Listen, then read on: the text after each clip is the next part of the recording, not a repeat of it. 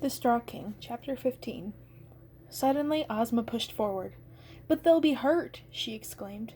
"That's the point, Ozma," Glinda said, gritting her teeth. "Is that what a battle is like?" Ozma demanded. "Is this what happens?" The Scarecrow was at a loss for words. Had Glinda not exclaimed the full ramifications of her plan? If Ozma had grown up sheltered in the Gillikin country, the idea of Ozians killing each other would have been completely unbelievable to her. He hadn't believed it possible himself, until he'd seen it with his own eyes. It was one thing to worry about his friends, but Ginger and her soldiers were the enemy. They deserved to die. "If we don't kill them, they'll kill us," he said, his own words surprising him when he said them out loud. A few days ago, he could not have said them, but that was before Ginger, before she took his palace, before her soldiers killed Hibiscus, before she almost took his life. Plus, we have to get Ginger out of the palace, and she wants to fight us. There's no other way for you to be queen." "But I don't want to be queen if it means bloodshed," Ozma exclaimed, her cheeks blushing with fury and her green eyes sparkling. "Ginger is a tyrant, Ozma," Glinda said impatiently. "She's murdered half the palace staff in several Munchkin villages, and she'll kill more unless she's stopped. There's no sense in reasoning with people like that, darling. The only language they understand is force." "I refuse to believe that," Ozma said with a sudden calm. She spun around on one foot before Glinda could stop her and marched up to the edge of Glinda's army. "Stop this at once," she said. Though she did not raise her voice, the Scarecrow could hear her as clear as a bell, all the way from the back of Glinda's forces, and the strength in her voice was unmistakable. Ginger's soldiers froze. Glinda's soldiers lowered their swords at a hair's breadth. One of them looked back at Glinda as if waiting for new instructions. "I told you to attack!" Glinda screamed. Her soldiers raised their swords again and moved forward.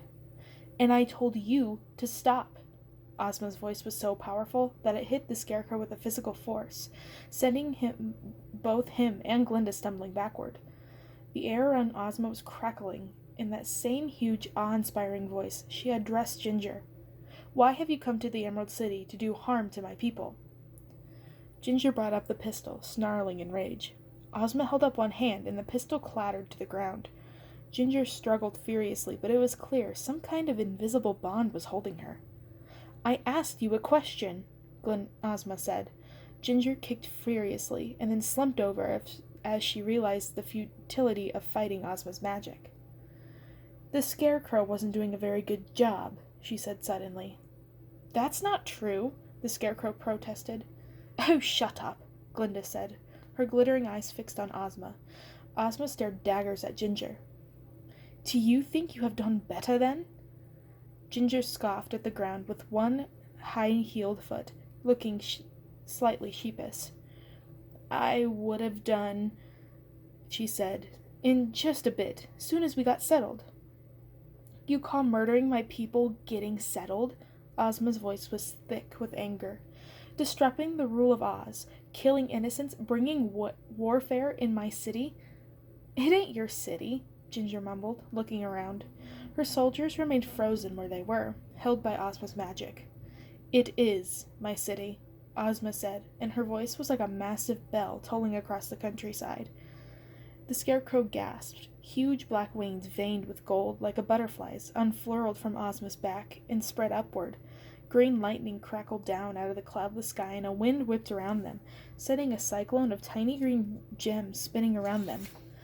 "I am Ozma of Oz, direct descendant of the fairy Lorraine, heir to the throne of Oz, the rightful mistress of the Emerald Palace," Ozma said in that same huge, terrifying voice. I demand you to leave my city and return to the land whence you came." A bolt of green lightning slammed into the ground inches from Ginger's feet, and she jumped backward with a little scream. Her jaw went slack, and she sank to her knees. "It's not possible," she whispered. "You can't be Ozma. Ozma's dead." At last, Glinda saw her moment to react. "Not true at all," she said cheerfully. If she was disconcerted by Ozma's totally unexpected action, she didn't show it as she walked gracefully up to stand by Ozma's side. The Scarecrow, not wanting to miss a moment, ran after her. Glinda put an arm around Ozma's shoulders, ignoring the fact that Ozma was trembling with rage and the air around her was shivering with magic. "The wizard exiled our dear Ozma when she was just a baby," Glinda continued. "Where on earth did you get the idea she was dead, young lady? You've been very impertinent." Her honeyed voice dripped menace. I have... We didn't know," Ginger stammered frantically. "We just thought he..." He pointed at the Scarecrow without finishing her sentence. Glinda rolled her eyes. "You thought he wasn't doing his job properly, so you decided to hop on over and do it for him. I don't think so, you little minx. The Scarecrow was doing his job, as regent holding the throne for Ozma's return. Well, now she's here." Ginger looked back and forth between him, her face filling with confusion. But if the wizard exiled Ozma and then made the Scarecrow king, how could the Scarecrow be a regent? "Don't ask stupid questions," Glinda snapped. "It's time for you to suffer the punishment you deserve." She turned to her soldiers. "Bring me firewood," she said coldly.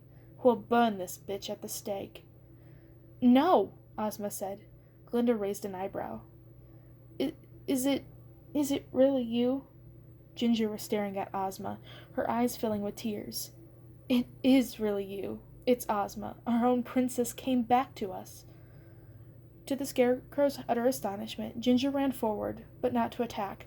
She flung herself on the ground at Ozma's feet. "I never would have done bad if I knew you were coming," she wailed. "I'm so sorry, Your Majesty."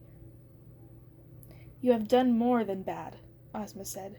"You have murdered my people and brought warfare to Oz, where before there was none. You have watered the soil of my gardens with blood."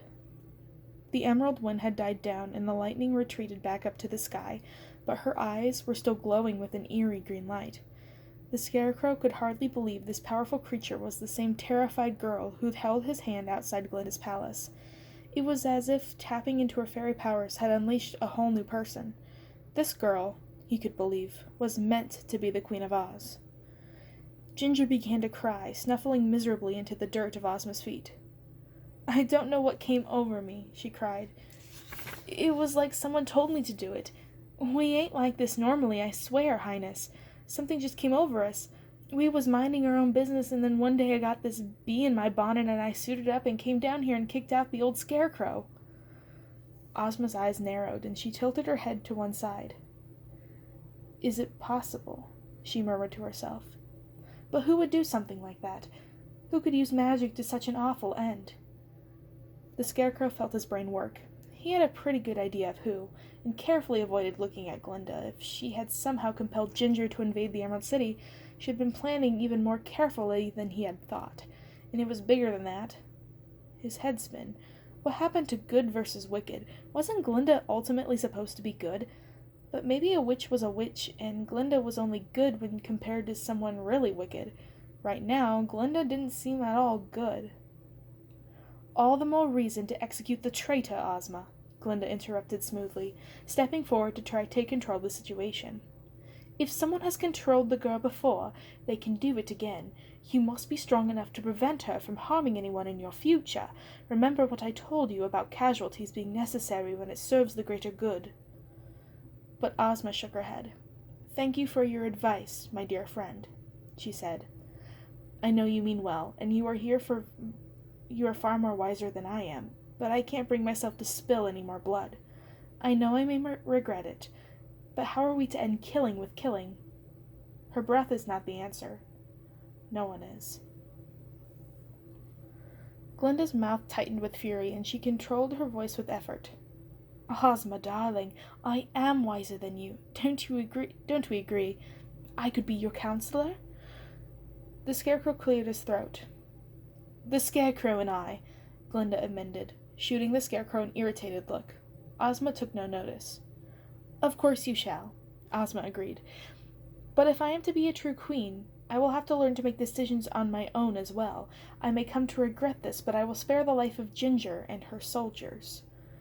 Glinda opened her mouth again, and then paused for the briefest second. "Certainly, my dear," she said. "You are the queen, after all." Only the Scarecrow saw the furious glitter in her eyes. He felt a chill. Crossing Glinda would have consequences for Ozma. He felt sure of it. This girl might think Glinda was her friend, but Glinda was clearly no one's friend but Glinda's.